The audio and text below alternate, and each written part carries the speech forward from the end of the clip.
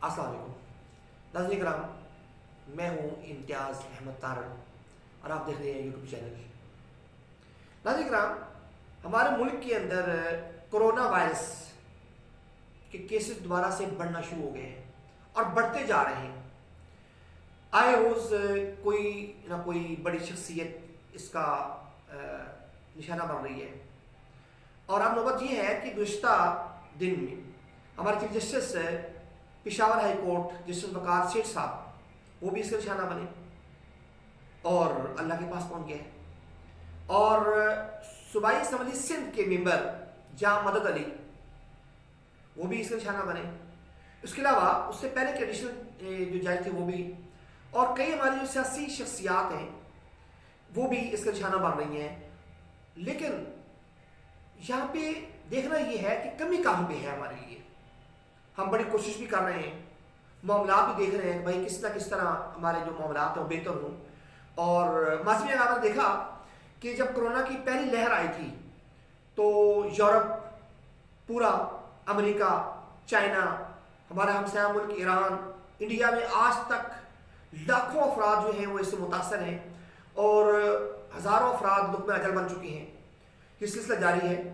तो अल्लाह ताला ने अपने फजल करम से हुकूमत पाकिस्तान की हिकमत अमली के बायस, जो बेहतर हिकमत अमली उन्होंने अपनाई थी, उसके बायस हमें इसने इतने बड़े जो है ना वो आफत से बचा लिया था। हमने स्मॉल वो लॉकडाउन किया, अब जो भूखे अफराद थे उनकी मदद की, इस तरह अल्लाह ने हमें बचा लिया। लेकिन अब दोबारा जो दूसरी लहर है बड़ी इंतहाई खौफनाक है। इस लहर में हमारी ना तो अपोजिशन तावन कर रही है हुकूमत के साथ, ना जो हुकूमती SOPs हैं उस पर वो अमल दरामद हो रहा है। शादी हाल का जो लोग हैं वो भी काम नहीं कर रहे हैं। स्कूल कॉलेजेस ये सब खुल चुके हैं।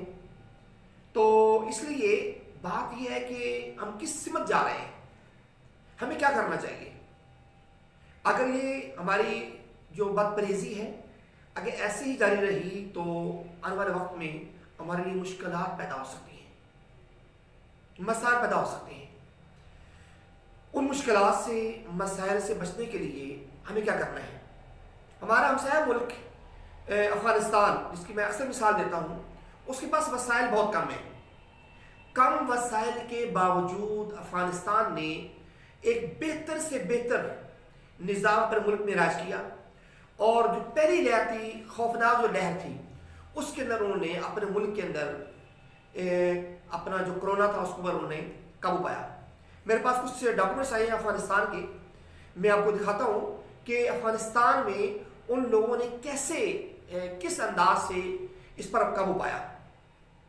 देखिए, हमने बॉर्डर बंद कर दिए थे, पाकिस्तान ने, इंडिया का बॉर्डर बंद हो गया हमारा, चाइना का बंद हो गया, ईरान के साथ जो बॉर्डर था हमारा हमने वो बंद कर दिया।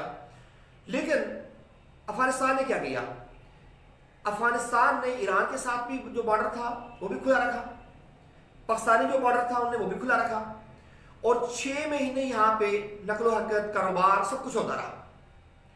उनने दुकानों पर पाबंदी लगाई, खुली रही। उन्होंने मार्केटें बंद नहीं कराई। शादी हाल जो थे उनके जिस भी अंदाज में वहाँ पे हैं उनने वो बंद नहीं कराए। लेकिन वो कहते हैं हमने एक काम किया, ये जो नागहानी आफत थी, जो वायरस आया था, इस वायरस के ऊपर हमने एक काम किया कि शरीयत के मुताबिक हमने अमल किया। और देखें शरीयत के कितने बड़े असरात हैं। जिस वक्त आप रसूलुल्लाह सल्लल्लाहु अलैहि वसल्लम की सुन्नत को अपनाएंगे, उस पर अमल करेंगे, तो फिर आपके लिए रहमतों के दरवाजे खुलते जाएंगे, बाहरें खुलती जाएंगी, तमाम मुश्किलात आसान होती जाएंगी और दरवाजे रहमत के, फजल के खुलते जाएंगे। नबी करीम सल्लल्लाहु अलैहि वसल्लम की हदीस भी है, आपने फरमाया कि जिस जगह कोई वबा फैल जाए, ये ताउन के बारे में आपने फरमाया था, तो वहाँ पे चाहिए कि कोई आदमी वहाँ पे दाखिल ना हो, कोई आदमी वहाँ पे उस इलाके में दाखिल ना हो और जो लोग वहाँ मौजूद हैं वो वहाँ से बाहर ना निकलें। इस तरह आप इस वबा को काबू कर सकते हैं। स्मार्ट जो लॉकडाउन हमारा, उसका भी यही मकसद है कि जिन जिन इलाकों में ये वायरस फैला हुआ है वो लोग अपने घरों के अंदर महफूज रहें ताकि मुतादिद ना हो। ये एक दूसरे से मिलने से, करीब आने से, मखलूत बैठने से, ये ऐसे ही बिल्कुल आ जाता है। अगर हम रसूलुल्लाह सल्लल्लाहु अलैहि वसल्लम की हदीस पर अमल करेंगे तो कभी भी हम इससे मतलब कि ये हमारे अंदर हमें नुकसान नहीं पहुंचाएगा। तालिबान ने ऐसे किया।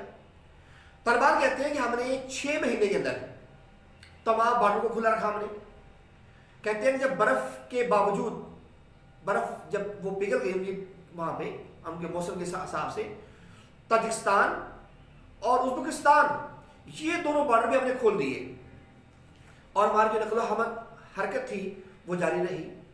लेकिन एक बात वो कह रहे हैं कि इसके बावजूद हमने ये किया कि हमने लोगों को शरीयत के मुताबिक अमल करने का कहा कि आप ऐसा करें कि अल्लाह रसूल सल्लल्लाहु अलैहि वसल्लम ने जो इन आफात से बचने की हिफाजती तदाबीर दी है हमें, आपने उस पर मुकम्मल अमल करना है।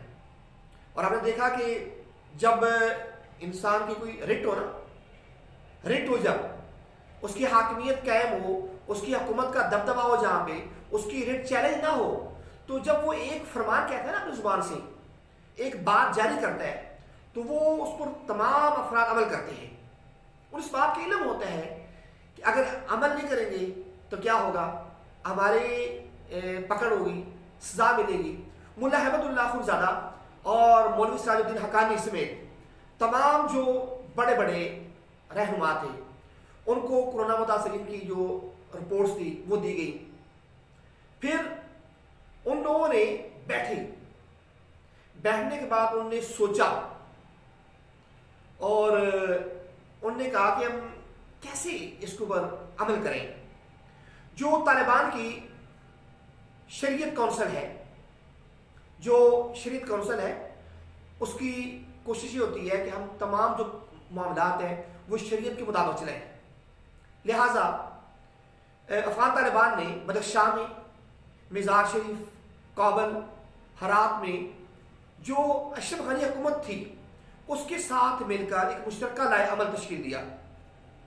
आर्जी अस्पताल कैंप किए, लेकिन वो आबादी से बहुत दूर, और कह दिया कि कोई भी आदमी इन आर्जी अस्पतालों से जाएगा नहीं। हमने तो यहाँ कैंप लगाए थे ना आर्जी, और लोगों को वहां पे रखा था। लोग उन कैंपों को तोड़कर भाग गए, लेकिन वहां पे ऐसा नहीं हुआ। कैंप बना दिए, लोगों को वहां पे जो मुतासरीन थे वहां पे रख दिया, और उन लोगों ने जो चाइना से तिब्बी इमदाद उनको जो मिली थी उसके ऊपर उन्होंने उसको तकसीम किया, इस्तेमाल किया, और बगैर किसी एक नुकसान के, हेरा फेरी के, मुतासरीन के घरों तक उन्होंने राशन पहुंचाया, मुतासरीन की मदद की और मुतासरीन को सर्विसें दी। और कौम इकट्ठी हुई, अफगान कौम इकट्ठे होने के बाद उन्हें अमल किया कि हमने इस आफत से निकलना है, इससे बचने हैं, और उन्हें बचकर दिखाया। जबकि हमारे यहाँ आजकल सूरत ये है कि कोरोना की दूसरी लहर आ चुकी है। हमारी जो सियासी रहनुमा है, अपोजिशन जो है, वो जलसे कर रही है, जुलूस कर रही है। भाई खुदारा आपके मुहिब्बीन है, आपके कारकुन है, आप उनकी जानों की हिफाजत करें। आप तो माशाल्लाह सारी जो कैडत होती है, लीडरान जो होते हैं, वो SOPs के तहत स्टेज पर मौजूद होते हैं, फासला भी होता है और एक दूसरे से हाथ भी नहीं मिलाते। अब जो बेचारा कारकुन है वो नीचे पंडाल में बैठा होता है, आमने सामने होता है, करीब तर होता है, वहाँ सांस भी आ रही है, मुतासरा लोग भी आ रहे हैं। एक तो मास्क भी नहीं पहनते, फिर दूसरा कोई फासला भी नहीं है कि भाई कोई फासला रखे बीच में, कुछ भी नहीं है। तो ये बड़ा वो है ना दर्दनाक मरहला है। हमारी अपोजिशन को इस पर अमल करना चाहिए ताकि हम लोग बेहतर अंदाज से इस पर काबू पा सकें। हुकूमत भी कोशिश करे, हुकूमत ने हमने जो जलसे हैं वो महदूद कर दिए हैं, ख़त्म कर दिए हैं। अपोजिशन भी इसको महदूद करे ताकि हम मिलकर बहसीत कौम इस मुजीब वायरस पर काबू पा सकें।